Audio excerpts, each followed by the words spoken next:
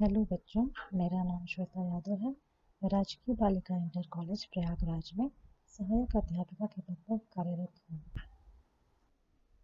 आज हम class 9th के चैप्टर फर्स्ट हमारे आसपास के पदार्थ के कुछ बचे हुए टॉपिक्स के बारे में पढ़ेंगे। पदार्थ अपनी अवस्थाओं में परिवर्तन कर सकता है। ये परिवर्तन टेम्परेचर और प्रेशर के चेंज के कारण किया जा सकता है। फॉर एग्ज़ाम्पल, हम जल को लेते हैं। जल तीनों स्टेट्स में पाया जाता है, सॉलिड, लिक्विड और गैस में। सॉलिड में वो बर्फ़ के रूप में पाया जाता है, लिक्विड में वो जल के रूप में पाया जाता है और गैस के रूप में वो जल वाष्प के रूप में पाया जाता है। जब पदार्थ अपनी अवस्था में परिवर्तन करता है तो उसके कणों पर भी प्रभाव पड़ता है। हमें जैसा कि पता है कि पदार्थ की अवस्था तापमान और दाब दोनों को चेंज करने से बदली जा सकती है। तो अभी हम जानेंगे कि पदार्थ की अवस्था पर तापमान का क्या प्रभाव पड़ता है। सबसे पहले हम ठोस के बारे में जानकारी प्राप्त करेंगे। ठोस यानी कि सॉलिड पर तापमान का क्या प्रभाव पड़ता है। जब हम तापमान बढ़ाते हैं तो जो ठोस के कण होते हैं उनमें जो काइनेटिक एनर्जी होती है यानी कि गतिज ऊर्जा होती है वो बढ़ जाती है और जो पार्टिकल्स होते हैं सॉलिड के वो वाइब्रेट करते हैं, अपने ही स्थान पर रहकर कंपन करते हैं, क्योंकि जो सॉलिड में पार्टिकल्स होते हैं वो बहुत ही क्लोजली पैक्ड होते हैं और वो मूवमेंट नहीं कर सकते, इसलिए वो अपने स्थान पे ही वाइब्रेट करते हैं, वाइब्रेशनल मोशन प्रोड्यूस करते हैं। और जब टेम्परेचर बढ़ता है उसकी वजह से जो हीट जनरेट होती है वो जो एनर्जी प्रोड्यूस करती है वो इतनी एनर्जी प्रोड्यूस करती है कि जो पार्टिकल्स के बीच में फोर्स ऑफ अट्रैक्शन लग रहा है, यानी जो ठोस के कण हैं उनके बीच में जो आकर्षण बल लग रहा है वो ऊर्जा उस आकर्षण बल की ऊर्जा को पार कर लेती है और वो आकर्षण बल कमज़ोर हो जाता है या टूट जाता है, जिस कारण से ठोस के कण अब अपने स्थान को छोड़ करके फ्री होकर के गति करने लगते हैं और एक ऐसी स्टेज आती है जहाँ पर ठोस के कणों के बीच में जो फोर्स ऑफ अट्रैक्शन थी वो अब बहुत कमज़ोर हो जाती है और सारे ही कण अब गति करने लगते हैं अपने जगह को छोड़कर और उस स्टेज पे ठोस द्रव में परिवर्तित हो जाता है, यानी वो लिक्विड बन जाता है। तो जिस तापमान पर ठोस द्रव में परिवर्तित हो जाता है उस तापमान को हम ठोस का गलनांक कहते हैं या melting point of a solid भी कहते हैं, या हम उसको संगलन भी कह सकते हैं। हमें एक चीज़ ये ध्यान रखनी होगी कि किसी भी ठोस की गलने की प्रक्रिया में तापमान समान रहता है, यानी कि जब भी कोई भी स्टेट चेंज होगा, यानी जब सॉलिड लिक्विड में चेंज होगा या लिक्विड गैस में चेंज होगी या गैस सॉलिड में, हमेशा ये जब फेज ट्रांसफॉर्मेशन होगा तो इस फेज ट्रांसफॉर्मेशन के दौरान टेम्परेचर कांस्टेंट रहेगा, टेम्परेचर नहीं चेंज होगा। अब हम टेम्परेचर का इफ़ेक्ट लिक्विड की अवस्था के परिवर्तन के ऊपर जानेंगे। हमें ये पता है कि जब तापमान बढ़ता है तो जो पार्टिकल्स होते हैं वो बहुत तेज़ गति करते हैं क्योंकि उनमें काइनेटिक एनर्जी बढ़ जाती है। तो जो लिक्विड पार्टिकल्स होते हैं टेम्परेचर बढ़ने के कारण वो भी उनकी भी गति तेज़ हो जाती है और फिर जो टेम्परेचर बढ़ने से जो हीट प्रोड्यूस होती है, जो ऊष्मा उत्पन्न होती है, जिसे हम लैटेंट हीट या गुप्त ऊष्मा भी कह सकते हैं, वो हीट जो एनर्जी प्रोड्यूस करती है वो एनर्जी जो फोर्स ऑफ अट्रैक्शन पार्टिकल्स के बीच में होता है उसको ओवरकम कर जाती है, यानी कि जो ऊष्मा के कारण जो ऊर्जा उत्पन्न होती है वो ऊर्जा आकर्षण बल को कमज़ोर कर देती है और तोड़ देती है, जिसके कारण लिक्विड के पार्टिकल्स यानी लिक्विड के कण अलग अलग हो जाते हैं या स्वतंत्र हो जाते हैं। तो जिस तापमान पर द्रव उबलने लगता है और गैस में बदलना स्टार्ट कर देता है उस तापमान को हम क्वथनांक या बॉइलिंग पॉइंट कहते हैं। अब हम ये बताएंगे कि भाप के कणों में जल के कणों से ज़्यादा ऊर्जा होती है, ऐसा क्यों होता है? क्योंकि भाप के कणों ने जो वाष्पीकरण की गुप्त ऊष्मा है उसको एक्स्ट्रा एनर्जी के रूप में एब्जॉर्ब करके रखा हुआ है, इसलिए जो वेपर के पार्टिकल्स होते हैं उनमें ज़्यादा ऊर्जा होती है। तो अब तक हमने देखा कि जब हम टेम्परेचर बढ़ाते हैं तो कैसे सॉलिड लिक्विड में चेंज होता है और लिक्विड गैस में चेंज हो सकता है। पर कुछ ऐसे सब्सटेंस होते हैं या चीज़ें होती हैं जो बिना लिक्विड में चेंज किए हुए डायरेक्ट गैस बन जाती हैं या गैस से डायरेक्ट सॉलिड बन जाती हैं। तो वो प्रक्रिया जिसमें बिना लिक्विड में चेंज हुए एक सॉलिड डायरेक्ट गैस में चेंज हो जाता है, उसे हम कहते हैं ऊर्ध्वपातन या सब्लिमेशन। जैसे एग्जाम्पल्स में हम कपूर ले सकते हैं, अमोनियम क्लोराइड ले सकते हैं। अब बात करते हैं निक्षेपण की, यानी कि इस कंडीशन में गैस सीधे ठोस बन जाती है। जैसे हमने सुना होगा हमारी एटमॉस्फेरिक कार्बन डाइऑक्साइड जो एक गैस है, पर हम इसको कंडेंस करके रख सकते हैं और ये कन्वर्ट हो जाती है सॉलिड CO2 में, जिसे हम शुष्क बर्फ या ड्राई आइस भी कहते हैं। यहाँ पर हम इस ग्राफ में देख रहे हैं कि कैसे टेम्परेचर बढ़ाने पे हीट एनर्जी बढ़ गई है, जिस कारण से फेज चेंज हो रहा है, यानी सॉलिड लिक्विड में और लिक्विड गैस में चेंज हो रहा है। इस डायग्राम के थ्रू हम ये समझेंगे कि जब भी फेज में चेंज होता है उस टाइम टेम्परेचर कांस्टेंट रहता है, टेम्परेचर चेंज नहीं करता है। तो यहाँ पे हम देख सकते हैं कि जब हमने टेम्परेचर बढ़ाना शुरू किया तो सॉलिड का टेम्परेचर बढ़ा, उसकी हीट एनर्जी बढ़ी और एक तापमान ऐसा आया जहाँ पे सॉलिड मेल्ट होना स्टार्ट हो गया, लिक्विड में चेंज करना स्टार्ट हो गया।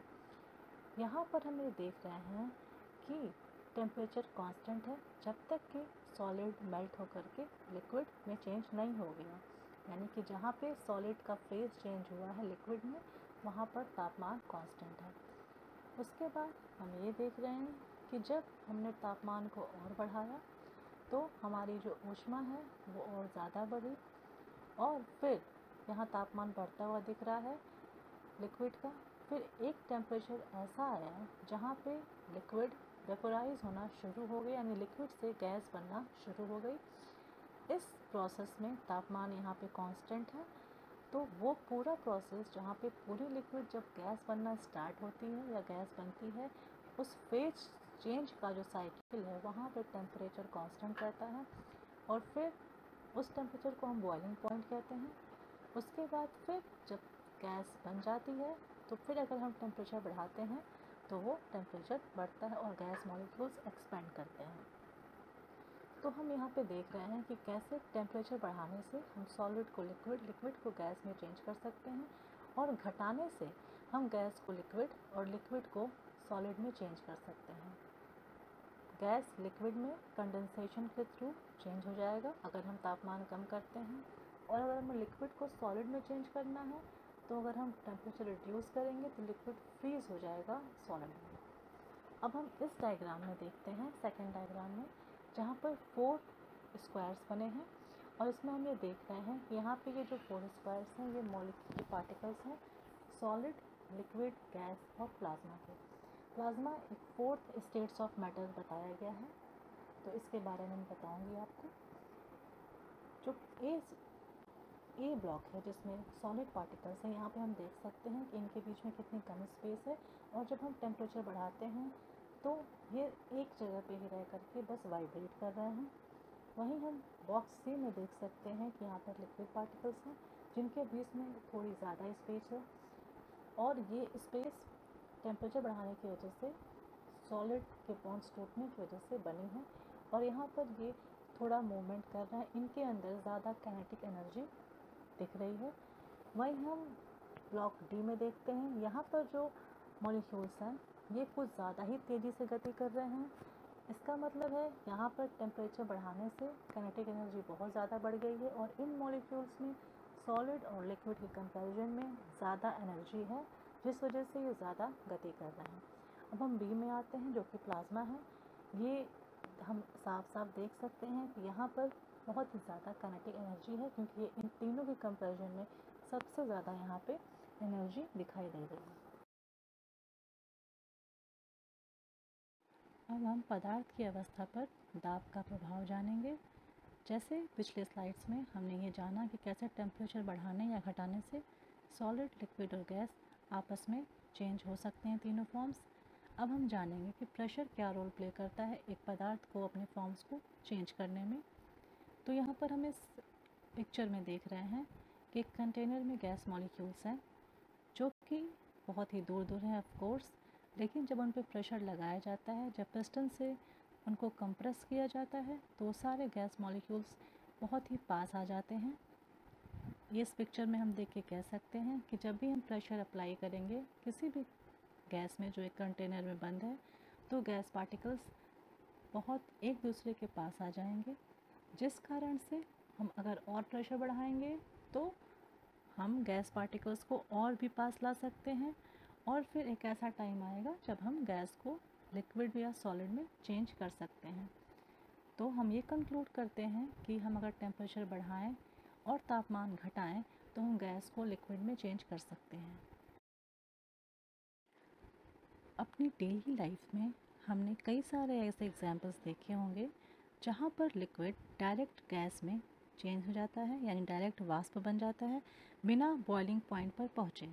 फॉर एग्ज़ाम्पल, अगर हम पानी को खुला छोड़ दें तो वो धीरे धीरे वाष्प में चेंज हो जाएगा, या फिर जब हम कपड़े डालते हैं सूखने को बाहर तो वो धीरे धीरे कपड़े सूख जाते हैं बिना ही लिक्विड के बॉइलिंग पॉइंट पे पहुँचे। ऐसा क्यों होता है? ये ज़रूरी नहीं है कि सभी पदार्थ की अवस्थाएं दाब और ताप के परिवर्तन के कारण ही परिवर्तित हों। कुछ ऐसे पदार्थ होते हैं जो बिना क्वथनांक पर पहुँचे ही अपनी अवस्था परिवर्तित कर सकते हैं, और क्वथनांक से कम तापमान पर द्रव के वाष्प में परिवर्तित होने की इसी प्रक्रिया को हम वाष्पीकरण कहते हैं।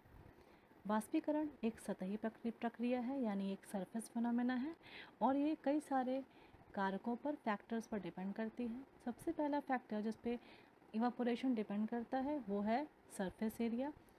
जितनी ज़्यादा सरफेस एरिया रहेगी इवापोरेशन उतना ही ज़्यादा होगा, वाष्पीकरण उतना ही ज़्यादा होगा। फॉर एग्जांपल, अगर हम कपड़े सूखने को डालते हैं, अगर हम कपड़ों को फैला कर डालेंगे सरफेस एरिया बढ़ेगी और वो जल्दी सूखेंगे, लेकिन अगर हम कपड़ों को बिना फैलाए ऐसे ही डाल दें तो उन्हें सूखने में ज़्यादा समय लगेगा। दूसरा फैक्टर है तापमान में वृद्धि, यानी अगर हम तापमान बढ़ाएंगे तो जो कण हैं उनको सफिशिएंट अमाउंट में काइनेटिक एनर्जी मिल जाएगी और वो आराम से वाष्पीकृत हो जाएंगे। अब थर्ड फैक्टर है आर्द्रता में कमी। आर्द्रता मतलब ह्यूमिडिटी, जिसे हम कह सकते हैं कि हमारे वायु में, हवा में जो वाटर वेपर उपस्थित है उससे हम कह सकते हैं ह्यूमिडिटी। किसी निश्चित तापमान पर हमारे आसपास की जो हवा है उसमें एक निश्चित मात्रा में जलवाष्प होता है। जब हवा में जल के कणों की मात्रा पहले से ज़्यादा हो जाती है तो जो वाष्पीकरण की प्रक्रिया है, जो रेट है इवापोरेशन का, वो घट जाता है। फोर्थ फैक्टर है वायु की गति में वृद्धि। हम ये जानते हैं कि कपड़े तेज हवा में बहुत जल्दी सूखते हैं। तेज हवा होने के कारण जो जल वाष्प यानी वाटर वेपर होता है उसके कण हवा के साथ उड़ जाते हैं, जिससे आसपास के जो जल वाष्प हैं उनकी मात्रा घट जाती है। वाष्पीकरण का एक फ़ायदा ये भी होता है, इससे हमें शीतलता मिलती है।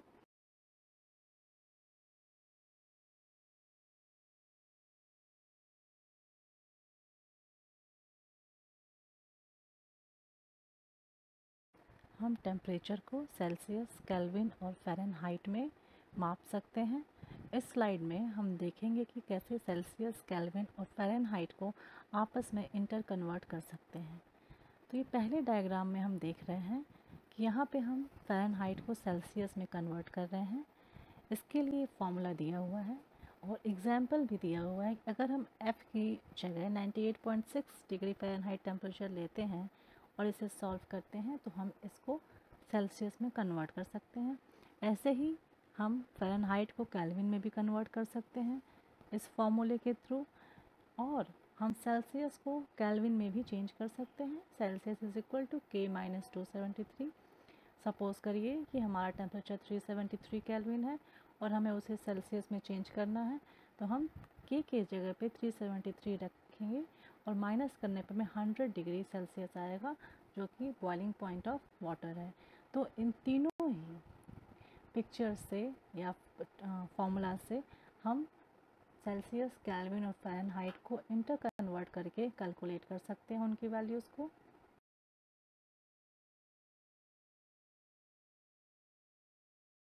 Hope you liked the presentation. Thank you for watching.